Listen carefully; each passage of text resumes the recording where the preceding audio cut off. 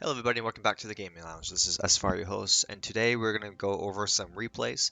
Recently I just went on a 6-game win streak and was able to get to a Grand Champion. Should be able to get to Royal Champion by the end of the season if I decide to push this weekend. But let's go ahead and let's get into some gameplay. Um, so the first game is going to be against this guy, who obviously had 20 wins in 2022. And he's playing like a knight hog deck, which no hog knight minor deck, sorry. And I don't know why he has Mega Minion in it, but it was kind of a strange deck. Um, I thought I was gonna be fighting 2.6 once I saw the knight and once I saw the skeletons. That's why I kind of just went very aggressive in the beginning of the game. But once I saw the Mega Minion, I wasn't really sure what I was fighting. I thought maybe I'm fighting some strange hound deck because not a lot of decks run Mega Minion. Maybe RG decks and some, and mostly Lava Hound decks run the Mega Minion. And so he hasn't really played his win condition. I was like, I know Knight's not going to be his win condition, but I assumed it was some type of cycle deck because I kind of saw the same thing again. He played Knight, and then he played the skeletons. Once I saw the poison, I was like, okay, he's going to be playing Miner. And that's what he has. He goes ahead and plays Miner to defend the Pekka with the Ice Spirit. And then he does have the Tesla in rotation to stop the Batarang. And so I know that the only way for me to kind of win and to push is by waiting for 2 times Elixir so that I could slow play a Pekka. And then I could play the Batarang on opposite side with Ghost. And then just kind of play the bandit, either supporting the P.E.K.K.A. or pushing with the ghost. The main thing is just having a counter, having something behind the P.E.K.K.A. to kill the one elixir skeletons. Because one elixir skeletons would pretty much stop the P.E.K.K.A. by itself, um, if used correctly, especially with Tesla. There's other units. He just has a bigger cycle, a faster cycle than I do. And he's able to save his elixir a lot easier than I am because I do have Pekka, which costs 7 mana to play. And so I go ahead and play the Ghost, and I stop playing the Batarang since he already uses Tesla. I just have to make sure that I'm able to kill the Tesla, and he doesn't have time to cycle back to a new Tesla, which he's not really cycling right now, so I knew I was going to be just fine. And right now, I do have a dual lane push, and I was able to get tons of damage on the right hand side while playing super aggressive on the left-hand side as well.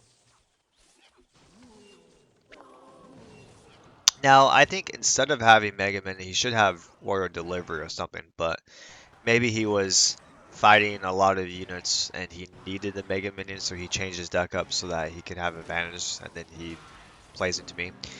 But I go ahead and I take out the Tesla with the Batarang, and he's going to have to use his Knight. I did play the P.E.K.K.A. in a pretty good time to where it killed off his Miner, so his Miner didn't get a lot of damage. And right now I'm still ahead in the damage lead, and right now I'm just kind of spamming at the bridge, predicting where his Tesla is going to be, so that I could go ahead and take advantage of that. And I get a really good connection with the Bandit on the left-hand tower, and that's going to go ahead and take out the tower, and he's not going to be able to defend it.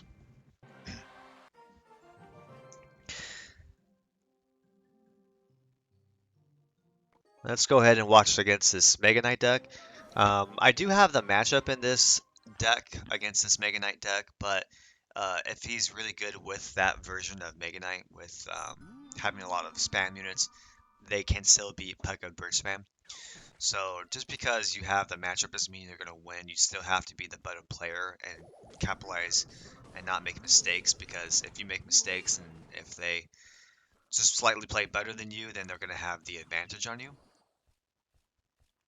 And let's go ahead. I go ahead and take the bandit. The bandit's gonna go ahead and clear it.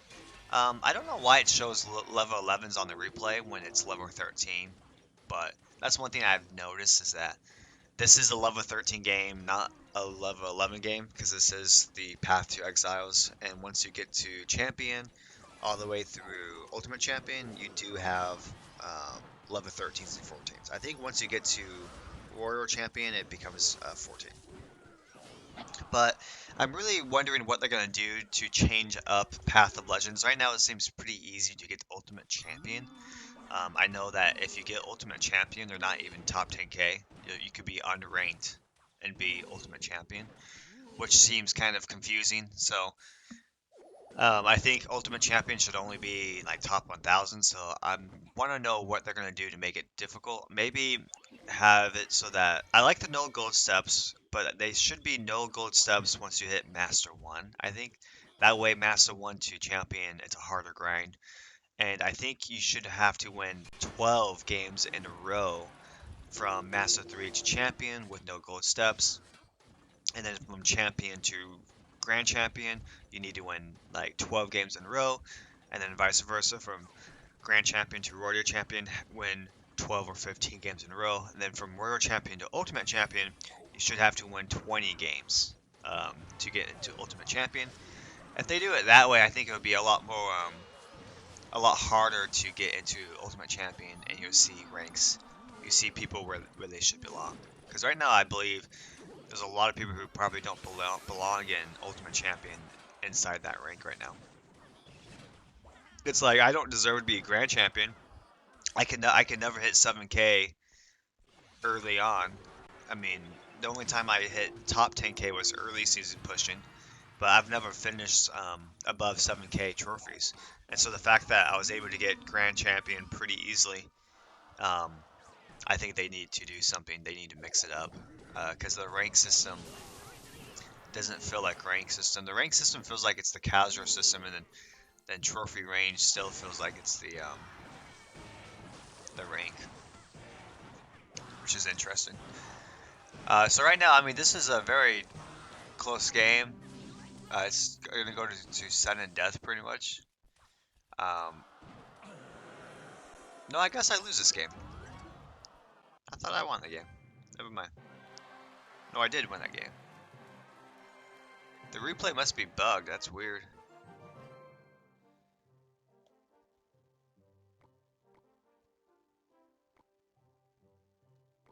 Let's go ahead and watch that because it looks like the replay was bugged.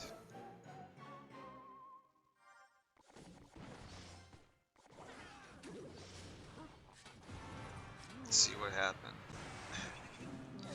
Because I did take his right hand tower. I don't know why his tower is showing alive. Huh, so that's super weird. The game is bugged to where in the replay it shows that I lost, but I actually won the game.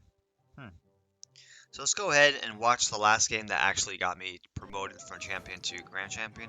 That's why I was so confused that that the Musketeers shot the tower because I knew I won that game. So that's very interesting. So I kind of do a bad play. I kind of play Pekka to defend the Goblin Bearer, which is a huge elixir negative, you know. And he's also going to have Goblin Gain, and he's also going to have Inferno Tower to counter my Pekka. And so right now he's super ahead in elixir. I go ahead and I play the E-Wiz. I do get the E-Wiz to reset, and I do take the Inferno down. But with him having Goblin Gain, it just completely stops the push. And I knew that right now I was behind in Elixir. Not by much, but I knew that I was behind. And I know that he's back to his Goblin Bearer. And with having Poison in this deck instead of Fireball, it's a lot harder to defend the Goblin Bearer. I kind of have to use my Zap very cleanly, and I have to use my Electric Wizard mostly to defend against the Goblin Bearer, especially when he has a tank coming down. I have to use Electric Wizards, or else he's going to get tons of damage with the Goblin Bearer. Poison is not going to kill him fast enough. He'll get at least 2 hits with me playing the Poison. And defending a Goblin Bearer with the Poison is just a waste. It's not the same because Fireball will completely shut down the Goblin Bearer to where it doesn't get any hits, but Poison, it's not like that. So I'm going to go ahead, I'm going to do the Pekka again, just because I'm a noob at the game. That's not the right play. But he goes ahead and he plays his princess, and I'm gonna. If I would have done a better poison, I would have gotten his Goblin game completely. He wouldn't have been able to play his Goblin game. But he does play Goblin game, and half of it is inside the poison. But he's still gonna go ahead and defend against it. But my bandit will get will connect on the right hand tower and do a lot of damage. So I know that I have to get his Inferno Tower out of his hand, and he misplays it so that his Inferno Tower does not distract it. And I'm gonna go ahead and I'm gonna take the tower, and that was huge. The only thing I have to do from this point on is just defend, but that's a 40 seconds to defend against a log bait deck, and all he has to do is get my tower down to like I think 500 damage with level 13. If he gets it down to 500 damage, he's able to rocket it. And so this will, things are, it's not a for sure win yet. I know that I have to keep playing, I have to keep playing aggressive, and I have to try to get damage on his tower. So there's going to be 13 seconds left in the game, and that was a huge misplay playing the Electric Wizard. I needed to save the Electric Wizard for the Goblin Bearer, and I mean, if time didn't run out, he would have gotten the tower, and it would have gone into overtime.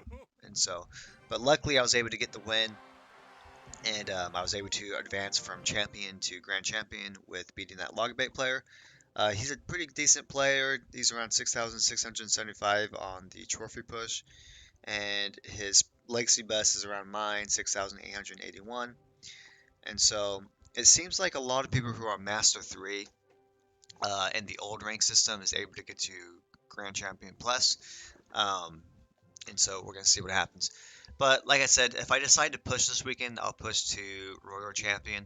Um, Not that I don't think it's going to make a big difference, but I do hope they make some changes so that Grand Champion, Champion, Royal Champion, and Ultimate Champion, that they are what they used to be. Right now it seems very inflated. It seems very easy to get these ranks compared to the old system.